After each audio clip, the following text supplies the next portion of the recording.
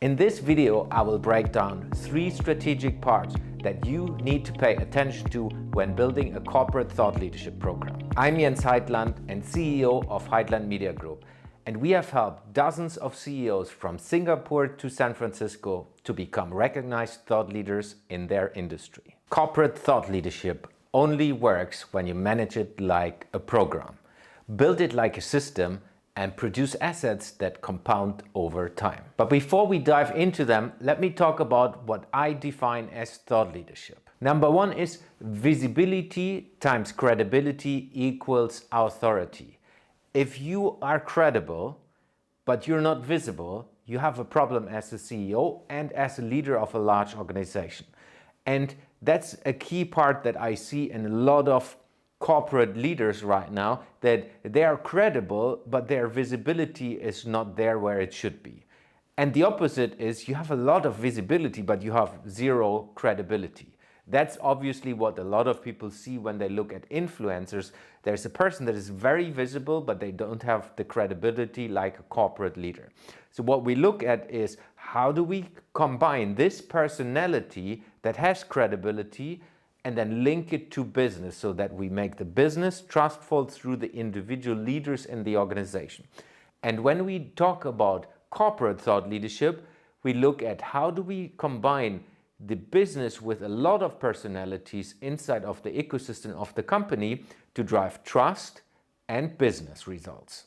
Let's dive into the first part, program management. I start with program management because when I was working in some of the largest organizations of the world myself, I know if you don't have a proper program management, it's not going to happen. So you need to set out a program structure throughout the business that helps you to implement that. And obviously you can do that with pilots upfront, but the key part is you build that in a way that it's going to happen. So I always recommend building up a sprint system, that you do small sprints and iterate very fast so that you build things while you do them. Instead of building a theory engine like often done in large corporate, and you talk about it for half a year or even worst case for a whole year and you haven't done anything. So sprint system is a key part that I recommend. Obviously then you look into time planning and the resource planning. Who are the people that should be thought leaders? Who are the people that need to be involved, and so on. Then you do a whole analysis of the different stakeholders. So you look into what are the different audiences that you want to reach as a corporation, and then you look into what are the different stakeholders internally that one can be seen as a thought leader, should be positioned as a thought leader, but also who need to be involved to make the whole ecosystem work.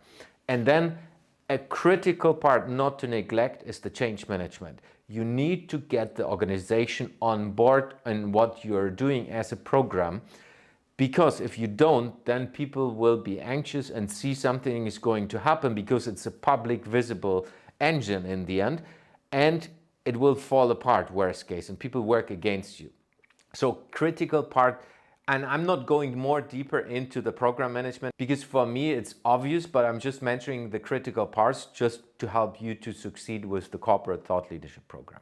The system development. I always start with the corporate thought leadership strategy. So you have a business strategy as an umbrella. The business strategy is, let's say you have it on a quarter, obviously you have a yearly, you have a 5-year plan, and some companies even have a 10-year plan. So you take this and then you map out what are the different areas that you want to drive forward in your business, like you always have. And what you do with that is you look into what are the different areas inside of the business that would benefit by someone being positioned as a thought leader. A well-known personality inside of the business will often drive more trust than any corporate marketing campaign. So if you have chosen these different areas inside of your business, let's call them domain, like you often call them inside of bigger programs, inside of organizations. Then you put inside of each of domain, you have a thought leader. You look into what are the different KPIs that you want to reach. And when we look into the KPIs, I always divide that into 2 main things: signals and conversion. Signals are the indicators that give you an understanding, are we on the right track? And when it comes to conversion, it's a real return of invest situation where you get a new client, you sold a big project, whatever it is that brings money to the business and that you do commercially. So these are the key things that you need to set out for every single domain and as well across all domains so that you can measure if your thought leadership approach is working or not. So when you have put this into a framework and you understand how to do that, then you look into what are the different capabilities that the thought leaders need to have internally.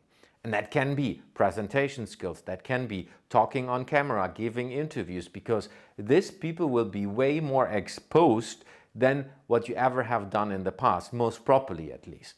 And then as well, you look into what are the different capabilities that we need internally to support all of this movement. It can be, do you need a videographer? Do you need someone who is good in social media? And so on.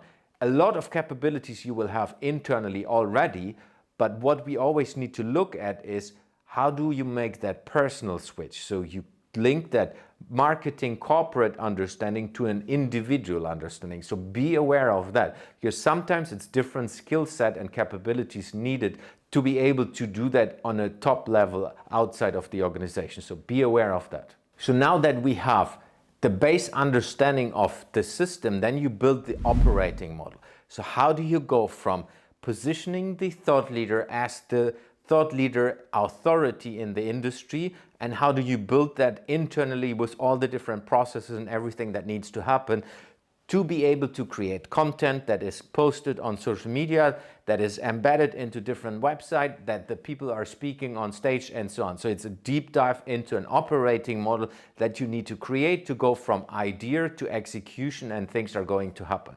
So that's a critical part of the whole system development. Then additionally to this, you are looking into an educational program. Over time, you will understand what are the different skill sets, what are the different things that we need to educate all our thought leaders, but also the individuals that are internally in the organization. And last part of the system development is understanding the tech stack. What are the technologies, the programs that you need as an organization to be able to do that efficiently? This rounds up the whole system development. If you're interested to know more about any of these topics of the system development, let me know in the comments or reach out to me. I'm happy to explain it more detailed. The last part of this three is the asset production. Asset production is the nitty-gritty detail that will be seen by other people outside the organization. That can be a social media post, that can be a photo, that can be a video, that can be a blog post, that can be an article in one of the leading industry magazines. All of these are different assets that you're creating, and if you look at that from a compounding effect, you can create a blog post that is visible to many millions of people if done well. And with this, you're investing into a digital asset that is growing over time. The key part of that is that you need to have the expertise, either in-house or you buy it from external, that creates these assets to the top level of what your organization is at. So if we look at multi-billion-dollar organization, you should not build cheap content that is more influencer style content and is not building the corporate identity on an individual level. If we look at the thought leaders that you want to represent your organization with. So critical part of all of this is building assets that are helping you to compound, because then your return of invest will be bigger than what you would create if it doesn't. Again, short overview of these three parts. I can go deeper into any of that. If you're interested in this, let me know. Reach out to me on LinkedIn or wherever you see this video, and I'm happy to go deeper into any of them, either in a future video or in a one-on-one conversation.